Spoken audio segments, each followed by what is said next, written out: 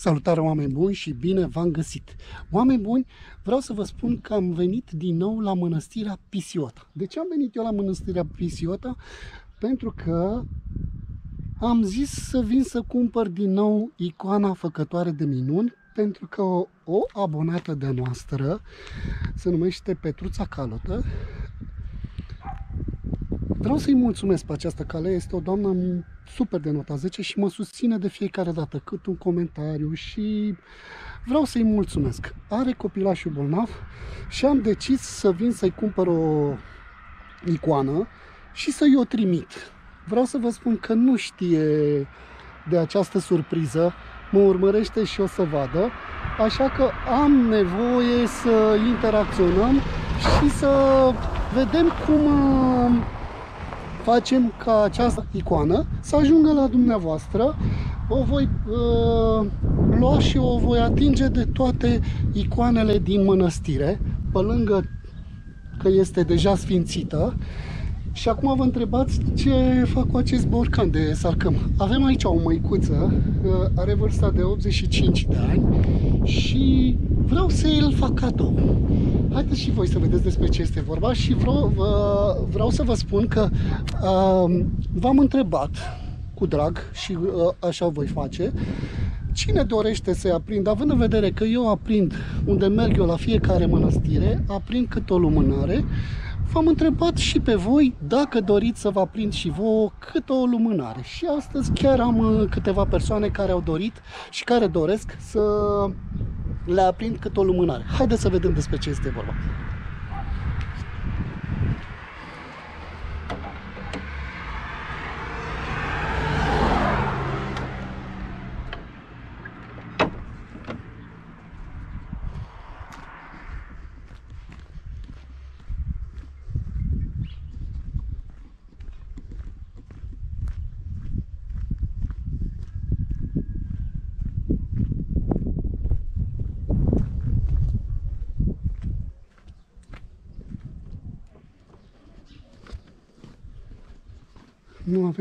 Nu se află măicuța aici? Hai să întrebăm măicuța de la lumânări. Așa, voi cumpăra icoana și doamna Petruța Calotă, vă rog frumos, nu știu cum să facem, să-mi trimiteți adresa. Sper să vă placă această surpriză și cu drag mă voi ruga să vă ajute Dumnezeu și copilașul dumneavoastră să se facă bine. Haideți să întrebăm. Să rămână, măicuță, e deschis la lumânări? Da, deschid eu acum. Deschideți. Asta este pentru dumneavoastră. Bă, da, proste să fie primit. Să vă ajute Dumnezeu, să fie primit. Măicuță, vreau să cumpăr și eu icoana făcătoare de minuni. Da, eu acum. Da, mamă. Da. Haideți că vine acum. Și dacă toți suntem aici până vine doamna măicuța, haideți să dăm o tură de această biserică. Avem toaca aici, împreună cu acest ciocan. Oh, încă un ciocan, se bate cu două mâini. Două mâini dibace.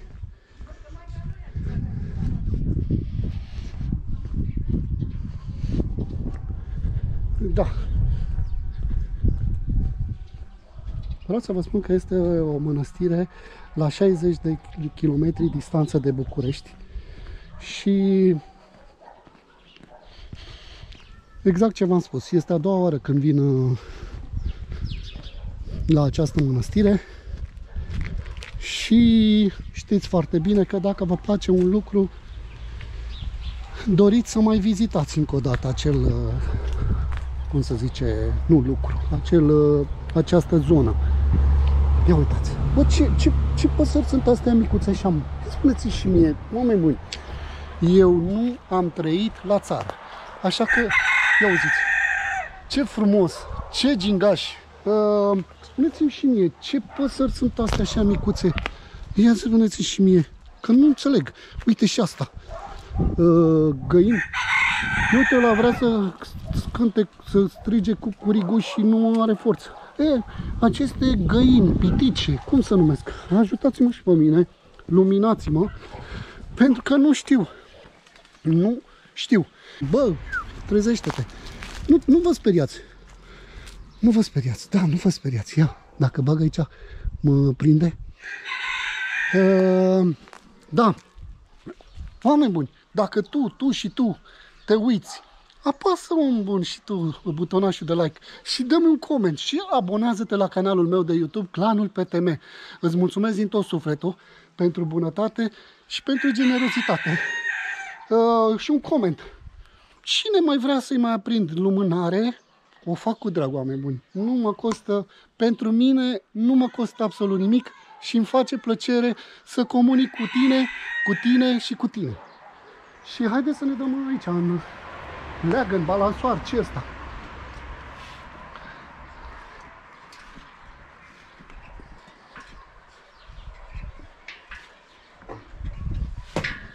Da. Mergem, oameni buni, astăzi este marți și eu știți foarte bine că dimineața fac filmarea și după amiaza o postez. Așa că este cald, călduț. Ce mai avem aici? Ce avem aici? Gata, știu.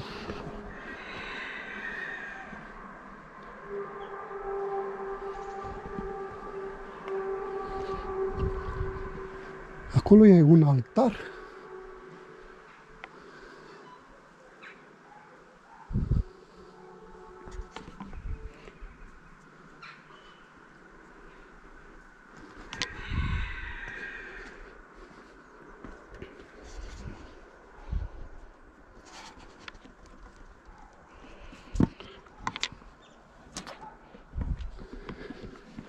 Da, foarte tare, foarte mișto, super mega tare. Mai avem așa un poduleț aici, pe repede înainte, pentru că am și puțină treabă astăzi. O să scot telefonul să spun cui, pentru cine aprind lumânările, să citesc și da,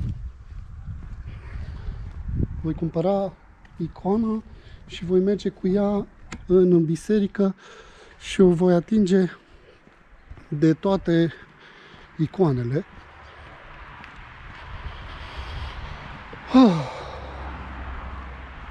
Așa voi face.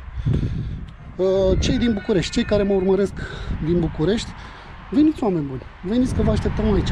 Este o mănăstire super frumoasă și te întâmpină așa oameni de calitate. Asta e cel mai bine, când te întâmpină oamenii de calitate și de nota 1000.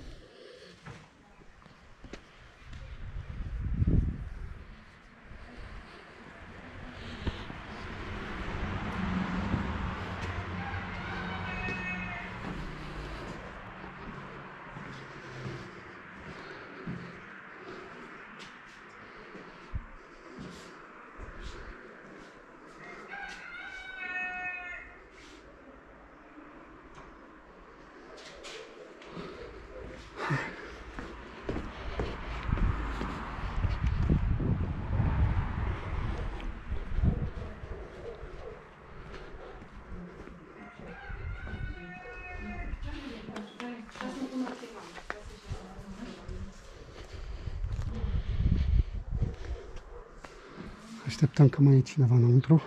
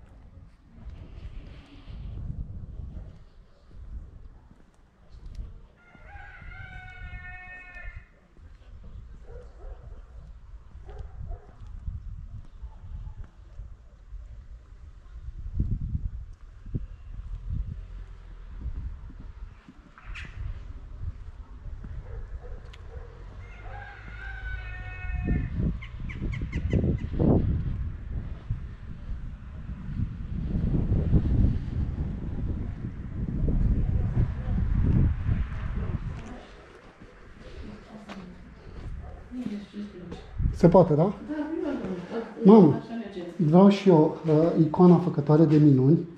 Așa. La 20 sau la 15? La 20.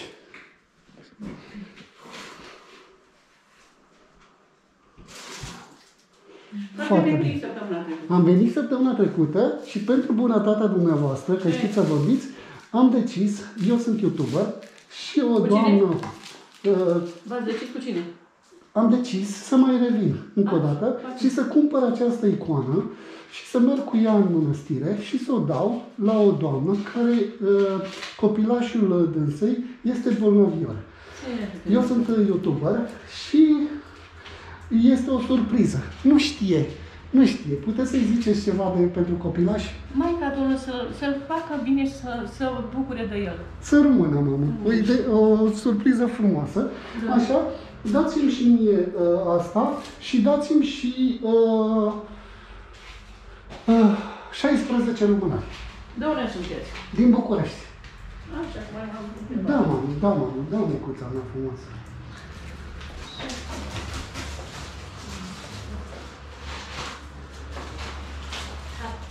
Sănătate, Doamne ajută și vă dea prostă. Să fie cu noroc.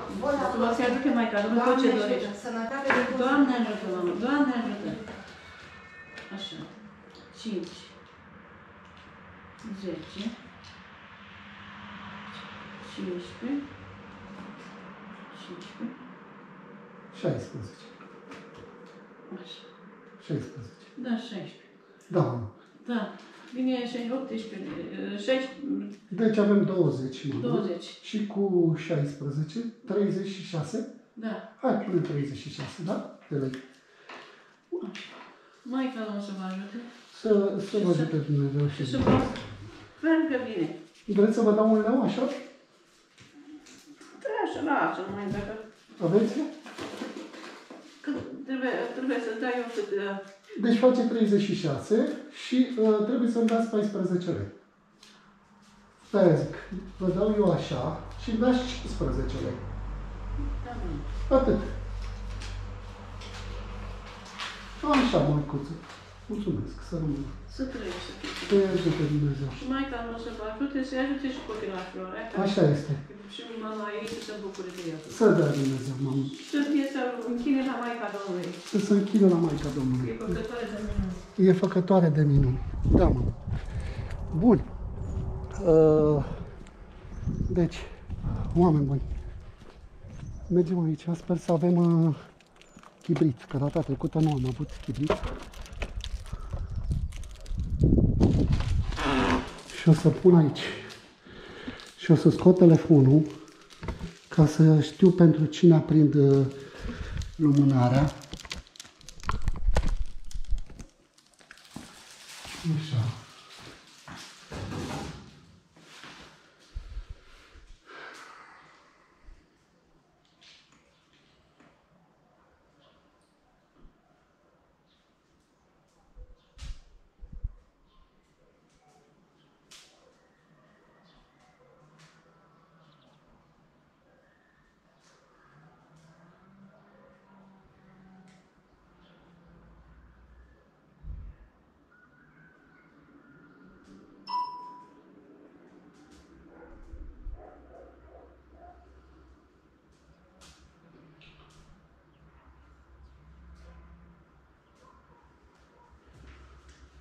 Marian Ștefan.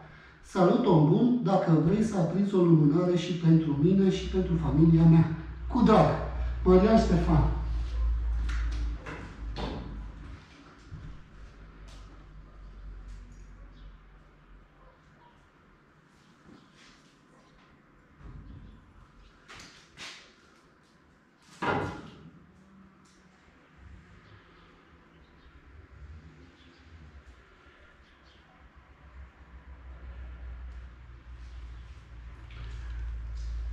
În blogul următor s-a aprins 2 lumânări, una pentru familia mea și alta pentru morți. Nici o problemă, o voi aprinde. Florin Adrian Muntean.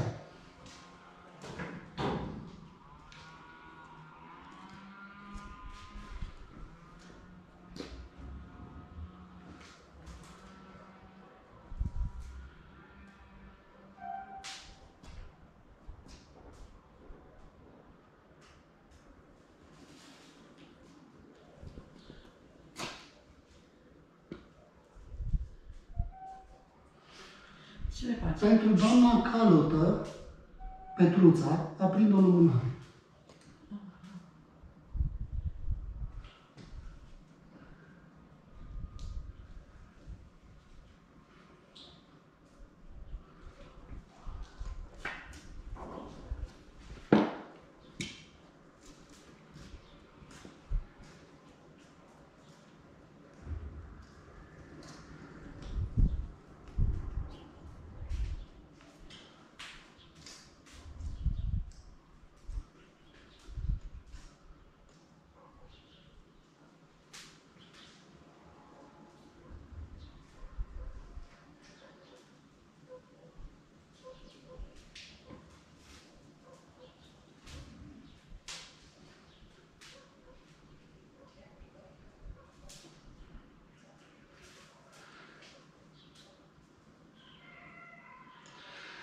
Oameni buni, vreau să vă spun că măicuța de aici mi-a dat mai multe lumânări. O să-i mai dau eu 10 lei din partea mea.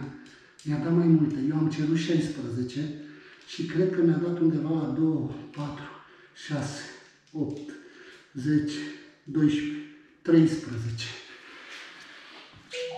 15, 17, 19, 21 de lumânări.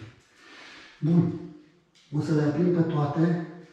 O să aprind pentru cine vrea în momentul ăsta. Cine dorește această lumânare sau aceste lumânări sunt pentru voi.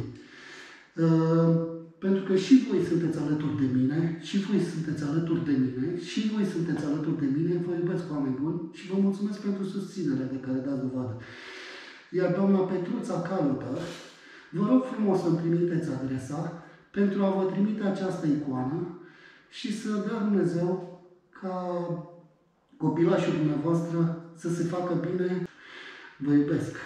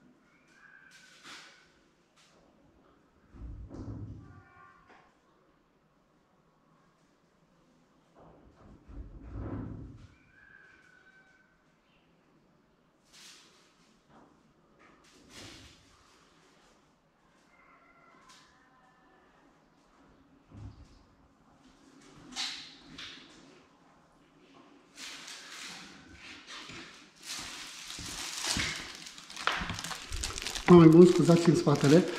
În momentul ăsta mergem către biserică. Stați să reglez camera.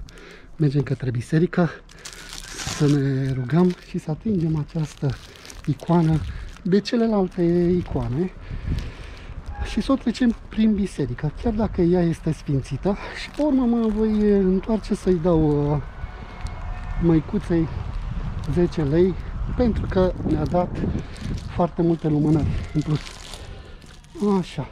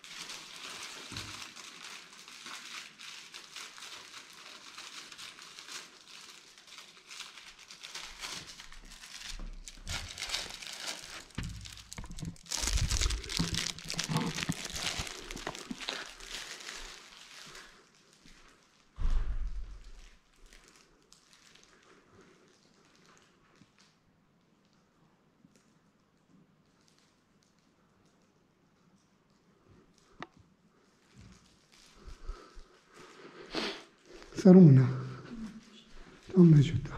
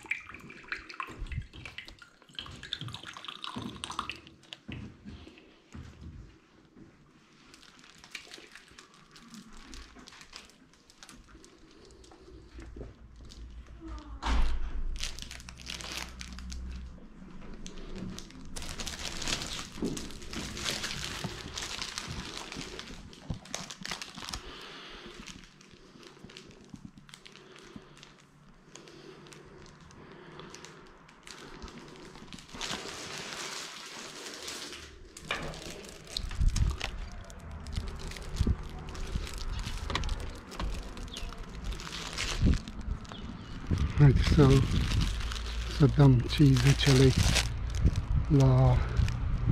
pentru cele lumânări.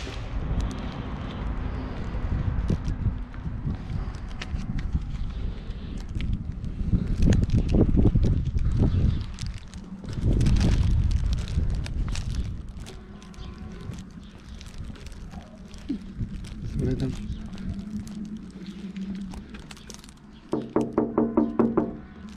Măicuță!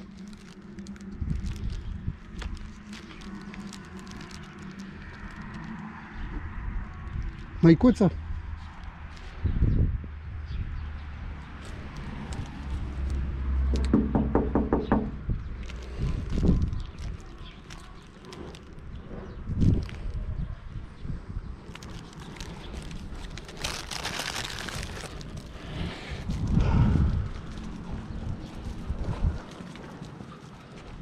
Am văzut aici înăuntru, în biserică, unde poți să iei lumânări și să le plătești. Așa că o să las bănuțul aici. O să las bănuțul aici. Unde era?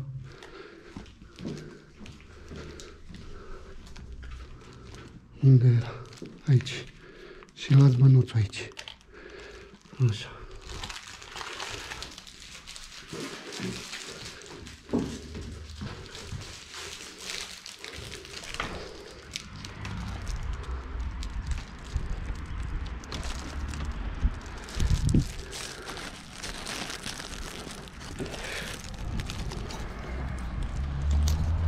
Doamna Petruța Calotă, să dea Dumnezeu să vi se facă copilașul bine, să dea Dumnezeu să ne vedem cu bine, să dea Dumnezeu să fim sănătoși, oameni buni, dar și voi și noi și toți.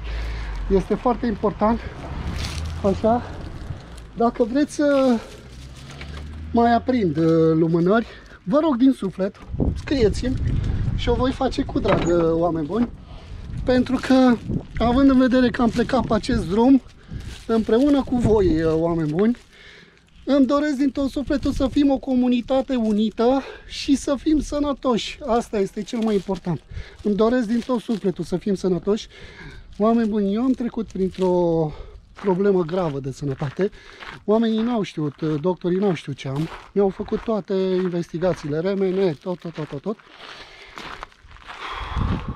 Și așa am ajuns eu să vizitez mănăstiri, așa am decis eu să fiu aproape de Dumnezeu, așa am decis eu să vă iau și pe voi cu mine și să, nu știu, Doamna Calotă, vă rog frumos, nu știu cum să facem, trimiteți-mi adresa pentru a ajunge la dumneavoastră această icoană făcătoare de minuni, Maica Domnului cu Pruntul.